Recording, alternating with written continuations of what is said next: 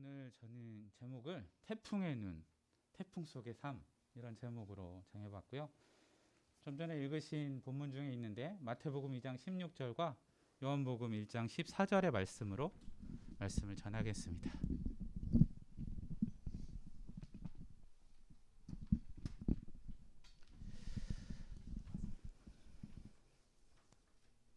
제가 잠시 마스크를 벗고 하겠습니다. 예, 제가 말씀을 먼저 봉독하겠습니다. 마태복음 2장 16절. 이에 헤롯이 박사들에게 속은 줄 알고 심히 노하여 사람을 보내어 베들레헴과 그 모든 지경 안에 있는 사내 아이를 박사들에게 자세히 알아본 그때를 기준하여 2살부터 그 아래로 다 죽이니. 요한복음 1장 14절 말씀. 말씀이 육신이 되어 우리 가운데 거하심에 우리가 그의 영광을 보니 아버지의 독생장의 영광이요 은혜와 진리가 충만하더라. 네, 오늘 본문이 성탄과는 좀 거리가 있는 메시지인 것 같기도 하죠. 네, 혹시 여러분들 중에 태풍의 눈에 들어가 보신 적이 있으세요? 진짜 태풍의 눈 없으세요? 네, 저는 어릴 때 있습니다. 저는 어릴 때 경험을 해보았는데요. 정말 심하게 몰아치던 그 비바람이 일순간에 정말 언제 그랬냐는 듯이 잠잠해지는 거예요. 하늘도 정말 언제 구름이 있었냐는 듯이 정말 그렇게 푸를 수가 없었습니다. 그러나 곧 좀 있다가 그걸 다 잊게 할 만큼 심한 비바람이 몰아칩니다. 태풍의 눈과 또 태풍 그 이후에 또 태풍이 몰아치는 것을 모두가 경험했었죠. 오늘은 성탄절입니다. 아시다시피 모두가 아기로 오신 예수님을 함께 축하하고 기뻐하는 날입니다. 고요한 밤 거룩한 밤으로 우리는 이 날을 노래합니다. 오늘 저는 여기에 이렇게 찬물을 끼얹을 생각은 전혀 없습니다. 아시다시피. 그러나 우리가 축하하고 기뻐하는 이 성탄절이 좀 전에 말씀드린 그 태풍의 눈과 같다는 것은 한 번쯤 우리가 알고 가면 좋겠다는 마음 주셔서 이 메시지를 전하고자 합니다. 자꾸 소리가 나서 제가 다시 꼭 전하겠습니다.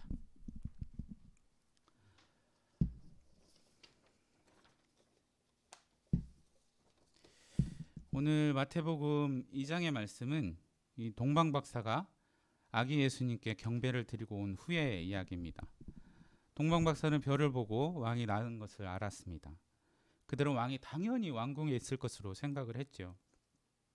그러나 이 예루살렘의 헤롯 궁전의 사람들은 이 유대인의 왕이 나셨다는 소리에 그 소리를 듣고 정말 그들이 정말 소동했다고, 온 예루살렘이 소동했다고 이야기합니다. 전혀 몰랐던 것이죠. 그것은 바로 태풍의 징조였습니다. 헤롯은 대제사장과 서기관들을 모아서 그리스도가 어디서 나겠냐고 묻습니다. 놀라운 것은 이 헤롯 대왕이 이 동방박사가 얘기한 그 유대인의 왕을 그리스도라고 얘기하고 있다는 것입니다. 이 대제사장과 서기관들은 미가서 5장 2절의 말씀을 근거로 해서 유대 땅 베들레헴에서 이스라엘의 목자가 나올 것이라고 이야기해 줍니다. 이 헤롯은 동방박사들을 불러서 별이 나타난 때를 자세히 묻고 베들레헴으로 이 동방박사들을 다시 보냅니다. 그리고 아기에 대해서 자세히 알아보고 찾거든 자기에게도 일러서 그에게 가서 경배하게 해달라고 얘기를 합니다. 그러나 속내는 실은 그리스도를 죽일 심산이었죠. 이 동방박사가 다시 별을 따라 아기 예수님이 있는 곳에 다다랐고 준비한 황금과 유황과 모략을 예물로 드립니다. 이 장면이 우리가 알고 있는 그 기념하는 성탄의 분위기입니다. 고요한 밤 거룩한 밤의 분위기죠. 마치 정말 태풍의 눈같이 정말 그 고요한 그 한밤이었을 것입니다. 이 사건은 이 동방박사들이 그들에게 현몽하여서 헤롯에게 가지 말라고 아까 말씀 읽은 데도 있었죠. 그 헤롯에게 가지 말라는 지시에 따라 이 다른 길로 고국으로 돌아간 뒤에 일어났습니다. 이 헤롯이 동방박사에게 속은 것을 알고 분노해서 베들레헴과 그 가까이에 있는 온 지역의 사내 아이들을 2살 아래로 다 죽이고 맙니다. 이미 예수님은 현몽한 천사가 요셉에게 일러서 애굽으로 피신한 뒤였죠. 마태는 이때의 참담함을 예레미야 선지자의 말을 통해서 이렇게 이야기합니다.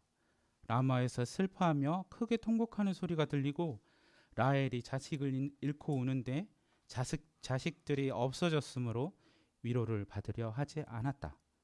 자식들이 없어졌으므로 그 위로마저도 거절했다고 표현하고 있습니다. 고요한 그 밤, 정말 고요한 마국간의 분위기와는 달리 밖에서는 엄청난 태풍이 불고 있었던 것입니다. 예수 그리스도께서, 우리 예수님은 평야의 왕으로 오셨죠. 그러나 세상은 평화롭지가 못했습니다. 왜일까요? 그리스도의 오심은 세상을 통치하던 죄를 심판하기 위함이었기 때문입니다. 따라서 기득권을 빼앗기지 않으려는 이 세상 권세와 정면으로 충돌하였던 것이죠. 이 그리스도인이 된다는 것은 바로 이런 것이라고 생각을 합니다. 태풍의 눈을 벗어나 태풍 속으로 맨몸으로 들어가는 것이 어쩌면 그리스도인의 삶이 아닌가 생각을 해봤습니다. 바울을 한번 보십시오. 바울은 부활하신 예수님을 만난 후 그의 온 삶이 다 뒤집어졌습니다. 그들의 자신의 동료들로부터도 버림받았고 모든 사회적 지위와 명성을 다 잃어버렸습니다. 로마의 박해 가운데 있었던 그리스도인들은 또 어땠습니까? 그들은 눈앞에서 자녀가 혹은 남편이, 아내가, 부모가 죽는 것을 지켜보아야 했습니다. 이유는 단 하나였습니다. 예수 그리스도를 살아계신 하나님으로 믿었다는 사실 하나 때문이죠. 그들은 그 고통 속에서, 그 거대한 태풍 속에서 어떻게 자신들의 그 믿음을 지킬 수 있었을까요? 그 답이 바로 오늘의 두 번째 말씀 속에 있습니다. 두 번째 말씀을 제가 다시 읽어볼까요? 말씀이 육신이 되어 우리 가운데 거하심에 우리가 그의 영광을 보니 아버지의 독생자의 영광이요 은혜와 진리가 충만하더라. 네, 아멘. 오늘의 두 번째 말씀, 요한복음의 말씀에서 말씀이 육신이 되어 우리 가운데 거하셨다고 합니다. 인간에게는 가장 근본적인 존재론적인 질문 두 가지가 있습니다. 나는 누구인가? 그리고 하나님은 누구신가? 우리가 믿지 않는 사람들일지라도 신은 누구인가? 이렇게 얘기할 수 있겠죠. 근데 느껴지시나요? 이 둘 사이에 정말 엄청난 간극이 있다는 것이. 이 유한한 인간이 무한한 하나님께 갈 수 있는 방법은 사실 인간에게는 없습니다. 그래서 하나님께서는 이 인간의 모습으로 우리 곁에 오셨습니다. 말씀이 육신이 되셨다는 의미는 바로 그런 의미입니다. 하나님이 우리와 함께 계시다의 뜻을 가진 이 임마누엘이란 이름은 하나님께서 우리를 위해서 자기를 내어주신 자기 희생과 자기 비움의 다른 이름인 것입니다. 이 하나님이 누구신지에 대한 답으로 하나님께서는 예수님을 이 땅에 보내셨습니다. 예수님의 제자 빌립이 예수님께 이렇게 얘기를 하죠. 주여 아버지를 우리에게 보여주십시오. 하나님을 우리에게 보여주십시오 라고 말하는 빌립에게 주님은 이렇게 얘기하십니다. 나를 본 자는 아버지를 보았다 라고 말씀하셨습니다. 바로 말씀이신 하나님이 육신을 입고 오신 분이 예수님이셨기 때문에 예수 그리스도를 통해서 하나님은 자신을 드러내신 것입니다. 혹시 여러분 중에는 하나님이 저런 모습일 리가 없어 라고 생각하시는 분은, 말씀하시는 분은 없을 거라고 믿습니다. 그러나 예수님 당시의 사람들은 그렇게 생각했던 것 같습니다. 많은 사람들이 예수님께 등을 돌렸고 또 심지어 죽이기까지 했으니까요. 우리는 정말 어떻습니까? 정말 2000년 전에 오신 그분이, 그 아기의 모습으로 오신 그분이 하나님이심을 정말 믿으십니까? 믿어지십니까?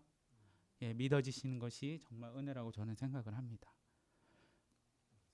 이렇게 말씀이 육신이 되어 오셨고 또 그 육체를 입으신 하나님이신 예수 그리스도의 생애와 고난과 부활의 증언과 증거가 바로 여러분들이 읽으신 그 성경책 안에 있습니다. 성경은 태초에 천지를 창조하신 하나님의 이야기뿐만 아니라 이 땅에 오신 하나님의 이야기를 기록하고 있습니다. 그러므로 우리는 성경을 통해서 하나님이 누구신지 알 수 있습니다. 대체 하나님이 누구시지라고 질문을 할 때 우리는 성경을 펼쳐보면 그 답이 있습니다. 미국 강리교 신학자이자 목회자인 윌리엄 윌리몬이라는 분이 이렇게 얘기했습니다. 성서는 하나님이 종이 되신 진리를 아는 유일한 방법이다. 우리가 기도도 하고 또 다른 신앙서적도 있지만 성경만큼 분명하게 하나님을, 그리고 이 땅에 오신, 이 땅에서 살아가신, 또 우리를 위해서 죽으신 그 하나님의 모습을 생생하게 증언하고 있는 자료는 없습니다. 하나님이 정말 알고 싶으시다면 먼저 성경을 읽으시기를 권면드립니다. 성경을 기록한 이유를 사도 요한은 이렇게 얘기합니다. 이 책을 쓴 목적은 다만 사람들이 예수는 그리스도시며 하나님의 아들이심을 믿고 또 그렇게 믿어서 주님의 이름으로 생명을 얻게 하려는 것이요 라고 말씀을 하십니다. 우리가 말씀 속으로 들어갈 때마다 성령께서 깨닫게 하시는 은혜를 부어주시고 인도자가 되어서 동행하여 주실 것입니다. 그리고 또 하나 질문이 있었죠. 나는 누구인가? 나는 누구인가 하는 질문 답 역시 하나님이 누구신가에 대한 그 질문의 답 속에서 우리가 찾을 수 있습니다. 아무리 나는 누구인가라고 접근을 해서 답을 찾아보아도 사실 알 수가 없습니다. 많은 철학자들이 그렇게 접근을 하죠. 결국에는 나가 누구인지 알 수 없는 그런 오류에 빠지게 되죠. 그러나 하나님이 누구신가에 대한 답 속에서 나는 누구인가를 찾을 때 비로소 내가 누구인지 알 수 있습니다. 자, 그렇다면 하나님이 누구신지 내가 누군지도 알겠는데 그럼 이게 우리가 가질 수 있는 질문의 끝일까요? 한 가지가 더 있습니다. 이제 우리는 그럼 이제 우리가 어떻게 살 것인가 라는 질문에 마주하게 됩니다. 하나님을 알고 나를 알았는데 그러면 이제 우리가 이 삶을, 우리가 이 세상을 어떻게 살아갈 것인가 라는 질문에 접하게 되죠. 그리고 우리는 이 질문의 앞에서 바로 아까 말한 그 거대한 태풍에 직면하게 되는 것입니다. 성령으로 거듭난 삶은 죄와 동행하던 지금까지의 삶을 더 이상 살 수 없게 만듭니다. 인간으로 오신 예수님을 통해 우리가 예수님의 삶과 같이 살 수 있다는 그 가능성을 열어주셨기 때문입니다. 연약한 인간에게 불가능하다라는 그런 결론이 아니라 예수님이 인간인 우리와 같은 존재로 사시면서 우리도 그렇게 살 수 있다는 가능성을 보여주셨던 것입니다. 그 가능성을 위해 살려고 결단하다 보면 많은 긴장관계를 경험하게 됩니다. 우리의 길과 하나님의 길 사이의 긴장, 또 하나님 나라와 이 세상 나라의 긴장, 또 현생과 영생 사이의 긴장, 그런 것입니다. 우리는 이런 긴장 가운데 선택을 강요받습니다. 아니, 엄밀하게 말하면 우리에게 주어진 선택의 자유를 행사할 수 있도록 종용받습니다. 그리스도의 대속으로 말미암아 죄에게 빼앗겼던 그 선을 선택할 수 있는 자유를 우리가 찾았기 때문입니다. 이 자유는 태초에 인간이 가졌던 자유입니다. 인간이 그 자유로 죄를 선택했을 뿐입니다. 그리고 에덴에서 쫓겨나 지금의 죄 가운데 있는 삶을 살고 있는 것이죠. 그러나 예수님이 십자가 위에서 대신 그 값을 치름으로 인해서 우리는 다시 선을 선택할 수 있는 자유를 얻었습니다. 그 자유가 바로 그 긴장을 더욱 강화시킵니다. 이제는 어리석은 선택을 해서는 안 되기 때문이죠. 우리는 지금 이미 가까이 왔으나 아직 그 끝은 오지 않은 그 종말의 때를 우리가 살고 있기 때문입니다. 하나님이 인간의 이해를 넘어선다고 해서 경험 너머에 있는 것은 아닙니다. 예수님 시대의 사람들은 하나님을 직접 경험했고 성경을 통해서 우리는 하나님을 경험할 수 있습니다. 그리고 이제 하나님은 우리와 함께 계십니다. 클래식이 흐르는 고상한 장소에서도 계시고 말 울음소리 나는 마곡간에도 계십니다. 어디든 계시고 어떤 모습으로든 우리 앞에 나타나실 수가 있습니다. 바로 그렇기 때문에 우리는 어디서든지 그리스도인으로서 행해야 하고 또 주님을 섬기든 그렇게 타인을 섬겨야 하는 것입니다. 하나님께서 우리와 함께 하신다는 이 사실이 이 거대한 태풍 속에서 흔들리지 않고 견고히 서 있을 수 있는 그 이유입니다. 그것이 로마 박해 속에서 믿음을 지켰던 사람들부터 역사에 기록된 수많은 순교자들이 고난과 고통 가운데서도 믿음을 지킬 수 있었던 이유이기도 합니다. 복음은 하나님께서 우리와 함께 하신다는 소식이자 새로운 현실의 일부가 되라는 부름입니다. 그리스도인은 이 세상에서 펼쳐나가시는 하나님의 구원 활동에 참여하도록 온 세상을 향해 하나님이 우리와 함께 하신다는 그 진리를 전하도록 초대받은 사람들입니다.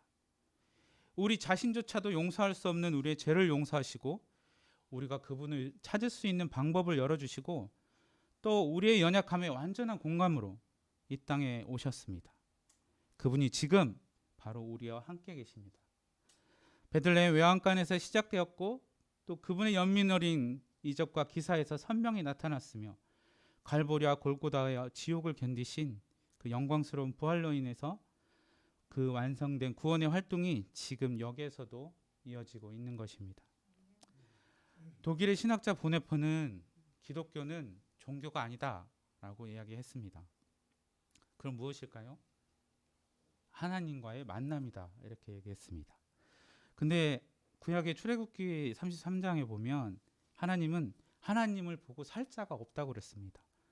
하나님과의 만남이라고 하는데 하나님은 하나님을 직접 보고 살 자가 없다고 하셨죠. 이 거대한 존재의 그 만남이 비극이 되지 않는 것은 바로 우리의 죄를 대신 지고 죽으신 예수 그리스도의 은혜 때문입니다. 바로 그분이 세상 끝날까지 우리와 함께 계신다고 하셨습니다. 우리와 함께 하신다는 의미는 편안한 삶이 아닌 평안의 삶을 의미합니다. 둘 차이를 아시겠나요? 이 세상 권세와의 끊임없는 갈등과 충돌이 그리스도인에게 삶에서 일어나기 때문입니다. 편안할 수가 없는 삶이죠, 사실은. 그러므로 그리스도인이 된다는 것은 그 믿음으로 구원의 완성을 위해서 태풍 속을 뚫고 가는 위태한 삶이지만 또한 바람을 잠재우시는 하나님과 함께하기에 샬롬 절대 평화를 누리는 삶이라는 것을 기억하시면 좋겠습니다. 우리가 그 믿음 가운데 나갈 때 우리 가운데 평안이 있을 줄 믿습니다. 더불어 대림절을 시작으로 교회력이 이제 시작되었습니다. 이 기독교에서는 이제 한 해가 시작되는 것이죠. 주님이 아기의 모습으로 오신 이 성탄의 시간들 동안에 한 해를 어떻게 하나님과 동행하며 살 것인지, 또 하나님을 아는 우리가 이제 어떻게 세상 속에서 하나님이 우리와 함께 계시다는 것을 전하면서 살 것인지, 하나님 나라 백성으로 어떻게 살아낼 것인지 묵상하는 시간이 되었으면 좋겠습니다. 그렇게 우리가 묵상하면서 이 성탄절 기간을 보낼 때 정말 예수님이 이 땅에 오신 그 목적들을 또 묵상하게 되고 우리가 한 해를 또 어떻게 살아갈지 생각하는 의미 있는 시간이 될 줄로 믿습니다. 네, 잠시 기도하실까요?